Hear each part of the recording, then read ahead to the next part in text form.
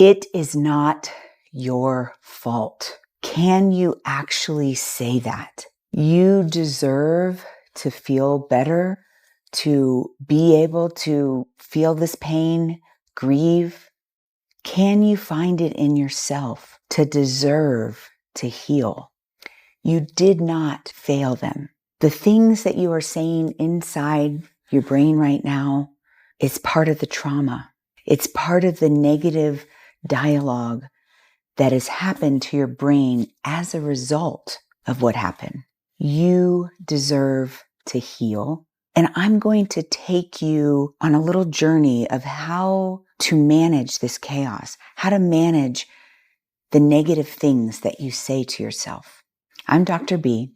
I'm a psychiatric nurse practitioner, but more importantly, I have been through unimaginable pain. I have lost 3 children and my husband. And believe me, I have been in that place where I think it's my fault. And we're going to talk about that. If you're ready to go on that journey, I want you to click the link below and learn more about me and the things that I can help in your journey, how I can be your guide.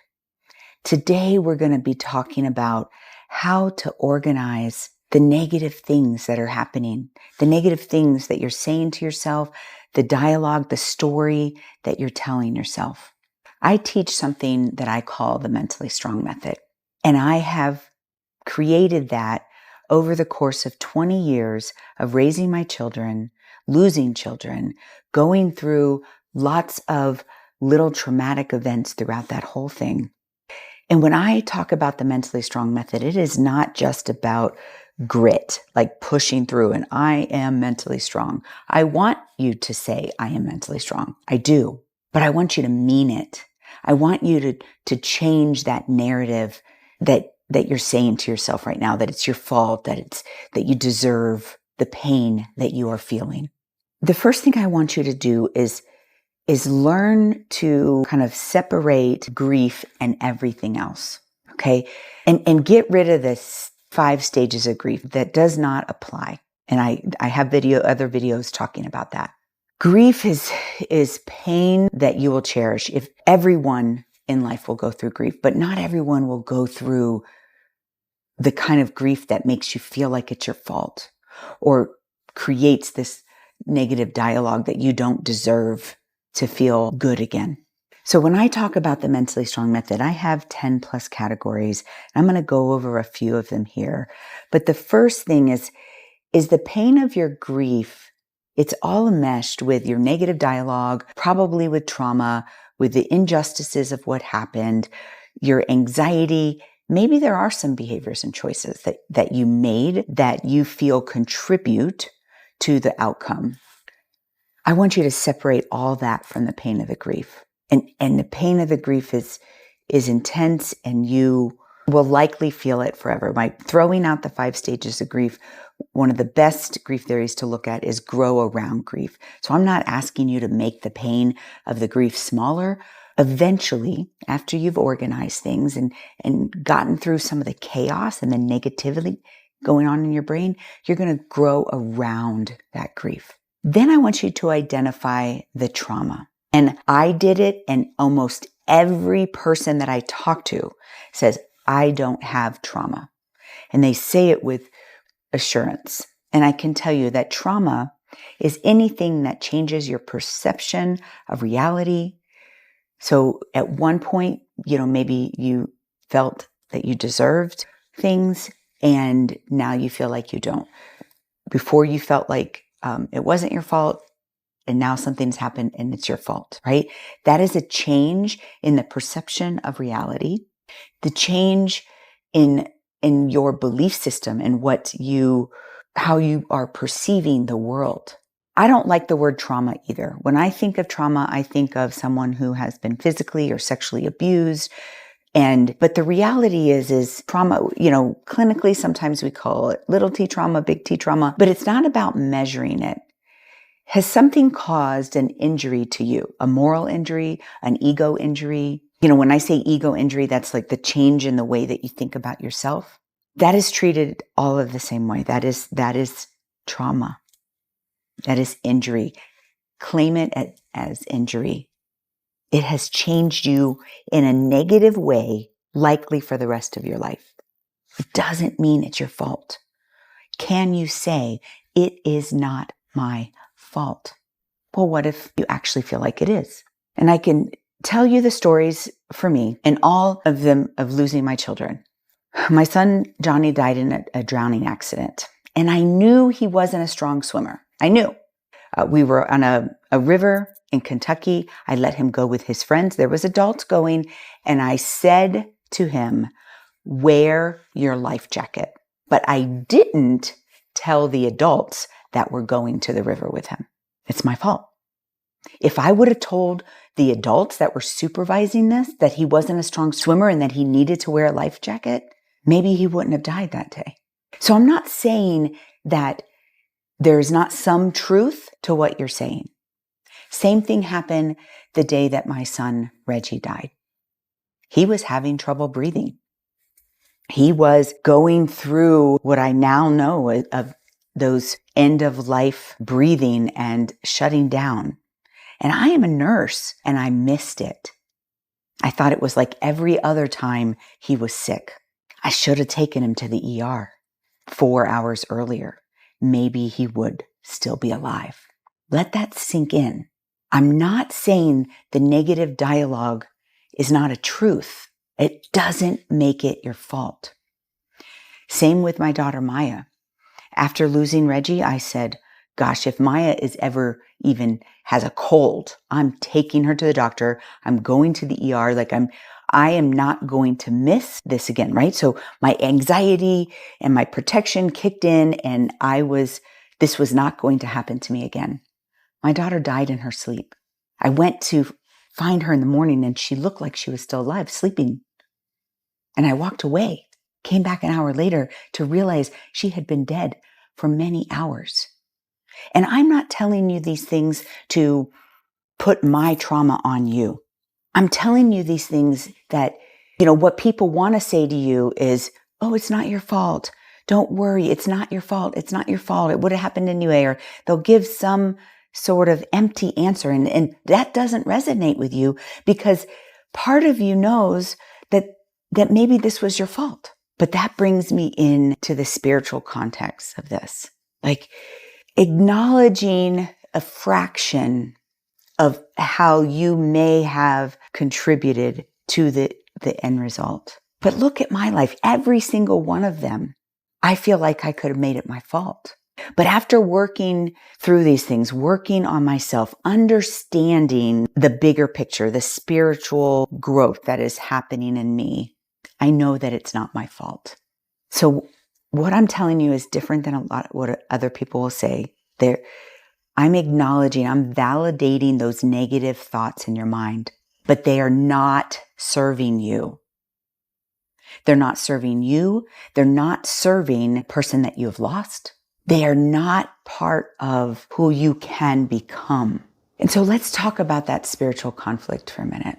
In mental health, we often avoid spiritual things. We say, find your teacher, and we don't talk about those things. Somebody said to me yesterday when we were in this town hall meeting around grief, and experiencing grief is your spiritual journey. Experiencing the type of grief that I have experienced, the pain in which I have experienced. I think all pain can grow you spiritually. It's not just grief. Any pain can make you a better person. Learning how to work through pain. We will all experience pain. And we all deserve wholeness, peace, contentment. One of the common threads that I hear when someone finally connects with their loved one who has passed, they use this word. They use the word content. My child is content. My husband is content.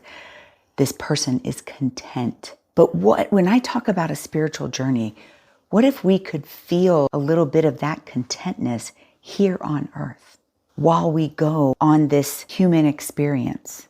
One of the things that often comes up, if you really believe that this is your fault and that you deserve this, and that you are really, really sad, maybe even clinically depressed, you might be thinking about hurting yourself. Please get professional help. That is the line that it's not about figuring this out yourself.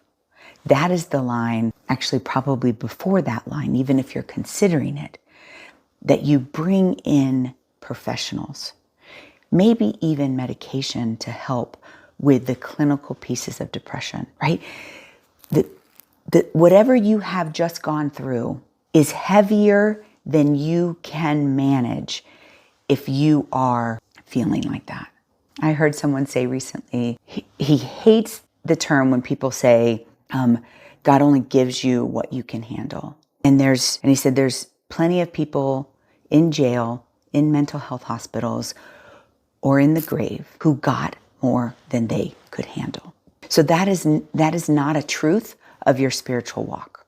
But I do encourage you with all of my heart to make a spiritual journey a part of this journey of pain that you are experiencing. It has been the most healing for me. One of the first things that I heard from my son Reggie after he passed was, Mama, you think you're so smart. You have no idea. And filling that in is like no idea of how content and good he is. I stand here understanding the pain in which you are going through, but I'm not sitting in it, right? And so it's hard for you because your walls are up. You are like, no, you don't understand because my situation is different. Someone said to me very recently, they said, yeah, but your kids were innocent. You know where they went. You know that it wasn't your fault. And I've shared how I did think it was my fault. But you're right. There's nothing that I can say to convince you that I understand. But I have been through some very difficult pain. And you are going through very difficult pain. It's not the same pain. And it's your pain. I can't take your pain away from you. I have had to go through a huge journey to be able to say I'm managing that pain. I'm growing around that pain. And although I could, teach you the Mentally Strong method, which is this great foundation, I can teach you about how to release trauma, how to go on your spiritual journey. I can teach you those things. And if you're interested, click the link below, start your journey today. But I can't go on the journey with you. I can't take your pain away, and I can't make it go fast. But I can tell you that if you start, there is light at the end of the tunnel. That there is things that we can grow around, that you do deserve. And I could say it till I'm blue in the face until you say it and believe it.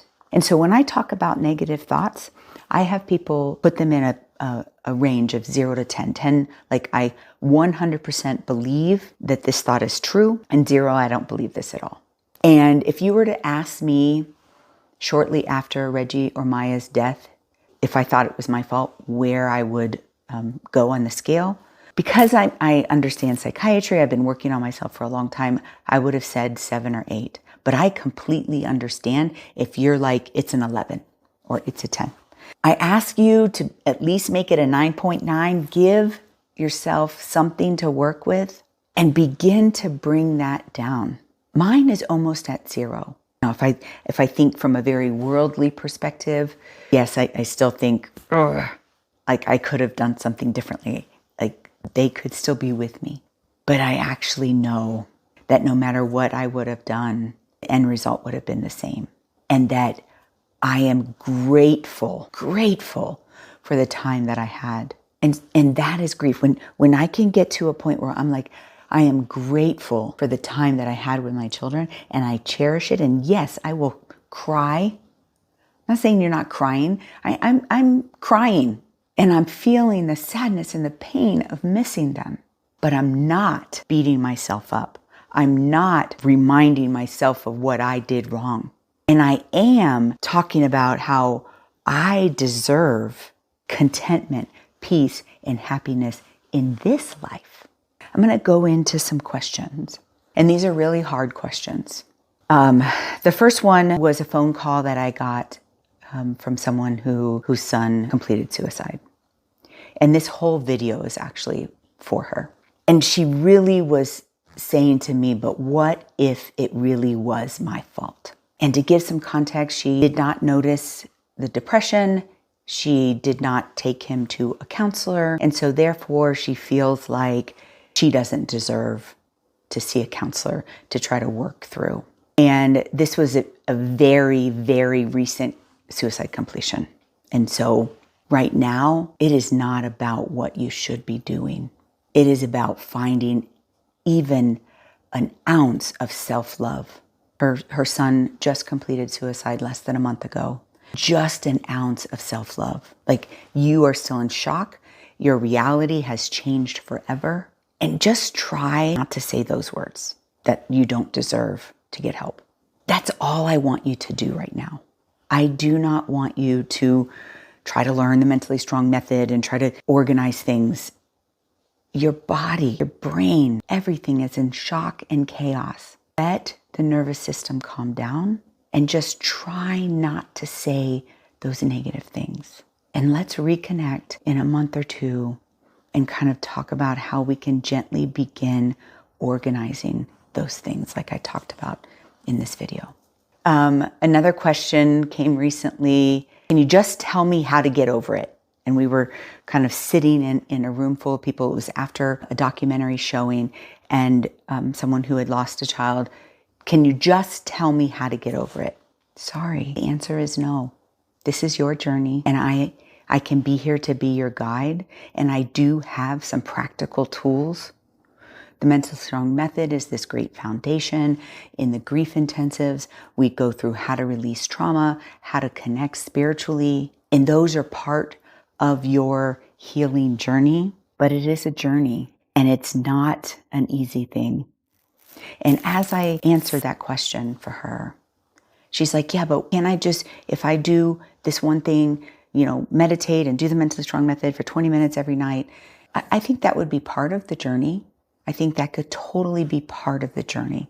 But I can't oversimplify this process and how uniquely, intimately individual this is. I have been put in front of you because I've done it and I know a lot of the elements and I can teach those elements. But the hope, the drive, the want to deserve, I want you to find it in you. I can't give that to you. Last question. What if this was God's plan and I'm just supposed to accept it? Okay, what if? What if that is true? Part of my story, and when I go into meditation and I am trying to figure out the why, some of that was pre-planned, right? It was, there's not a worldly why. There is possibly a spiritual why. But that doesn't mean you can just accept it. It is complicated. If you've gotten this far in this video, it is also complicated with trauma and negative dialogue and maybe injustices and anxiety, and it's chaos in your brain. And so it's not just about accepting it. And acceptance is a trigger word. Is why I say throw that 5 stages of grief out the window, right? Like, I have to accept that my children are gone. But, accepting that it's, this God's plan and He's orchestrating these horrible things in my life, that is not a beautiful, loving vision of God. And as you walk on that spiritual journey of spiritual conflict, acknowledging, naming the spiritual conflict is part of that journey. So yes, there could be some truth to that statement, but it doesn't take away from the journey of getting there in its purest, authentic form with a relationship, a spiritual relationship, not just a blockade, right? I have to accept it. It was God's plan. That's too simple, and it's not simple. I've mentioned a couple times in this video how I don't support the 5 stages of grief. So watch this next video about no more stages. Continue on your journey, binge watch my content to understand that I'm a real person who have been through real pain, and I can be your guide and get going through this journey. You can do this.